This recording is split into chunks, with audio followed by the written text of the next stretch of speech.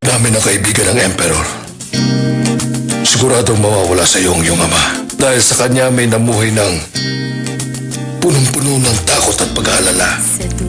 Gusto mong paniwalaan ko mga kasinungalingan mo? Totoo ba yun? May nahanap ng nakakakilala sa papa ko? Ay nako, mag-isa niyang pinalaki ang kanyang anak. Malamig ang panahon noon. Malakad-lakad lang siya sa tabing dagat. Kaya ang sabi ko, pumasok sila sa bahay. Sa palagay ko, sa pagbalik ko dito, bigla rin nagbalik ang mga alaala ko. Siguro kung titira ako dito ng isang linggo, maalala kong dapat maalala. Ay, anong klase ka ba? Wala kang takot. Ano kaya ang dapat kong gawin sa'yo? Bilang kaaway, paano kita tatratuhin? Iniisip ko rin yan. Hindi ikaw ang pinakaayaw ko sa mga kaaway ko. Itong gagawin ko. Kalimutan mo. Lagi kang nasa isip ko. Lagi mo lang. Gusto kong liwanagin ang kumakalat na balita. Tungkol kay Prince Lihan. Ayon sa aming investigasyon, ang lalaking tinutukoy sa smuggling ng antik ay hindi si Prince Lihan, kundi ang ama-amahan ng prinsesa na si Lee Donggu. Si Lee Donggu? Si Lee Donggu? Ama-amahan pala.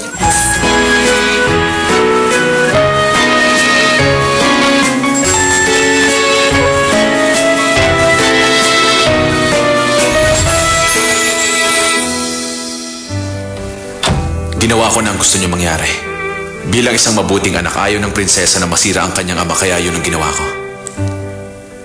Malinis na ang pangalan nila, pero ako naman ang naging masama ngayon. Yan ang gusto niyo, hindi ba? Oo, tama ka. Ang pinakaayoko sa lahat ay ang mapalibutan ng masasamang balita ang prinsesa. Huwag mong asahan na magpapasalamat ako sa iyo sa ginawa mo dahil yun lang ang nararapat. Ngayon, nasaan ang prinsesa?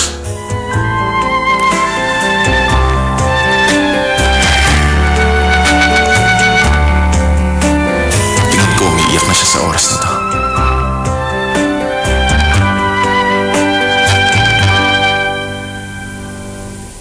Ito ang latest mga kaibigan. Ayon sa investigasyon na ginawa ng palasyo, napag-alaman na ang ama-amahan pala ng prinsesa at hindi si Prince Lihan ang sangkot sa pagbebenta ng fake antique fraud. Pinagbintangan siyang nagbenta ng peking sulat ni Emperor Sunjong. Wala na akong mabili ngayon sa $30. Nagsagawa ng isang press Yung paborito ni Lizelle na pagkain ay tumaas na naman. Nakakainis na. para lang sa Imperial. Hindi kaya dahil ito yung mga paborito niya, kaya biglang tumaas ang presyo? Media ang nasabing press con at ano? nagpunta lahat nang hindi nagpakita. Dayan, anong nangyari sa'yo? Paano na ngayon, Ma? Si Lizelle. Si Lizelle! Ang tanong ngayon, Si Lizelle, niloko niya tayo! nakaka-apekto sa restoration ng Imperial family sa ating bansa.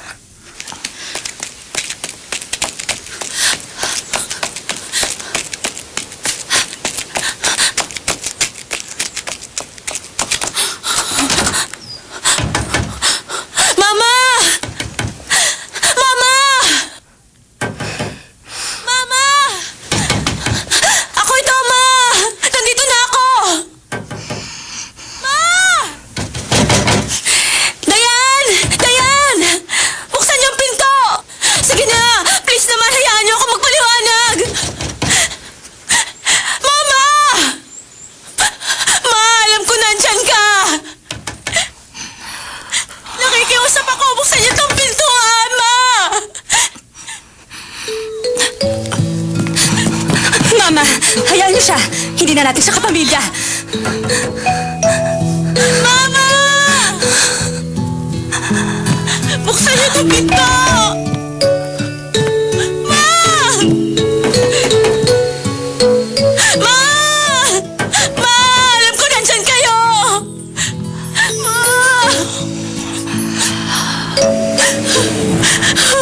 Ma! Mamali ang iniisip niyo. Hindi ko naman gustong mangyari to. Wala akong sinabing masama tungkol kay Papa. Maliwala kayo sa akin. Sige na, Ma! Ma! Sorry, Mama! Mama!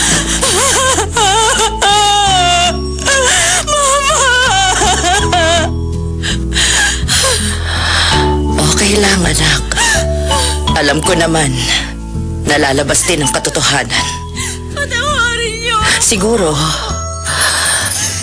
Kung sasabihin mong masaya ka ngayon, masaya na rin ako.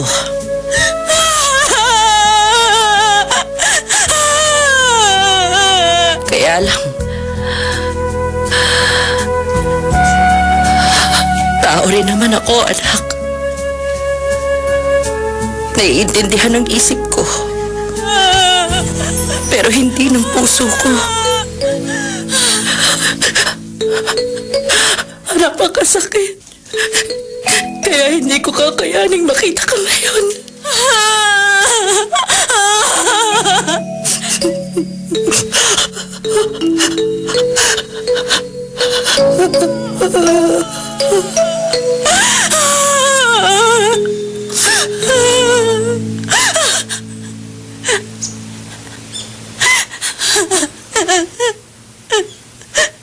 Sir, anong gagawin ko, sir?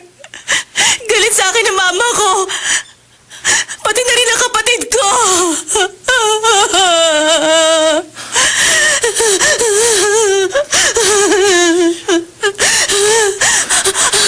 Bago mo alalahanin ng mama mo at kapatid mo, isipin mo muna kung ano ang nararapat mong gawin.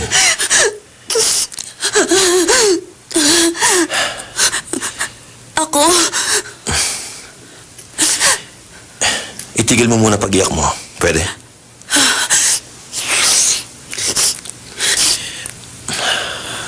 Magdesisyon ka, Lisel. Lalabas ka ba ng kotse para bumalik sa pamilya mo? O babalik ka sa palasyo? Alin sa dalawa? Sabihin mo, wala ka pang nagagawang kahit ano, hindi ba? Bukod sa magpadikta na lang kay Ethan at kay Marga. Yun ay dahil hanggang ngayon hindi ka naniniwala na prinsesa ka. Tama ba ako?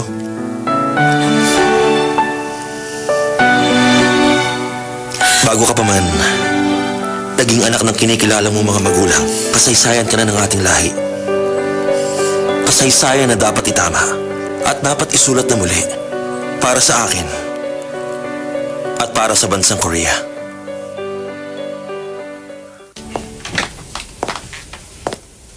Kailangan lang kitang maistorbo sandali.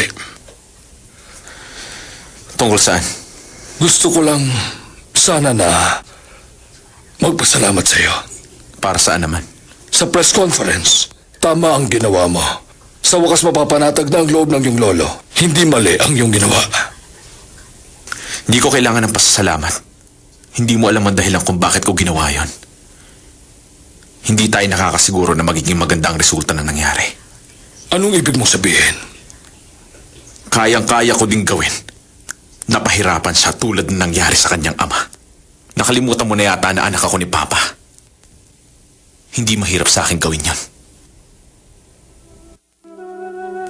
Kahit na ano ang gawin mo, malalaman ko din kung nasa iyo nga ang incense pouch o wala.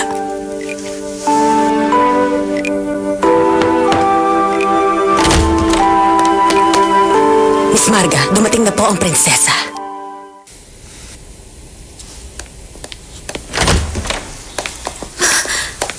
Mahal na prinsesa!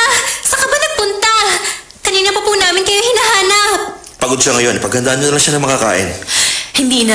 Huh? Gusto ko makita si Mr. Park. Nasaan siya? Gusto ko siyang makausap. Oh, nasa opisina po niya. Pupuntahan ko lang siya.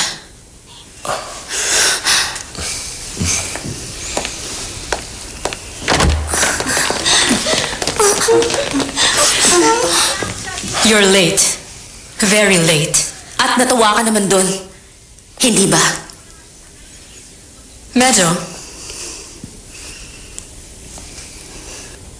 Marami kasing mga nakapalibot sa'yo mga bodyguards. Kaya hindi ako gaano nag-alala.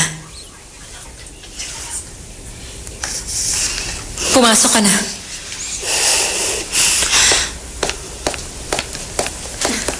Ano pang ginagawa ninyo rito? Umalis na kayo tapos na ang palabas. Pumunta na kayo sa trabaho nyo.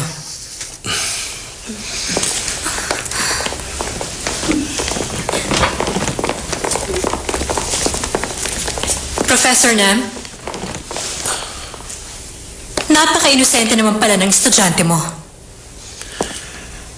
Hindi niya alam kung paanong kumilos ng tama, padalos-dalos siya. Hinahayaan lang niyang basta kumawala ang mga emosyon niya. Diyan siya naiiba sa ibang babae. Nagliliwanag ang paligid kahit saan siya magpunta. Kaya siya gusto ng iba.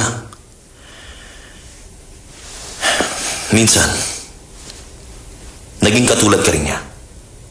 Nagliliwanag ang paligid kung nasaan ka. Pero sa tingin ko, nakalimutan mo na yan.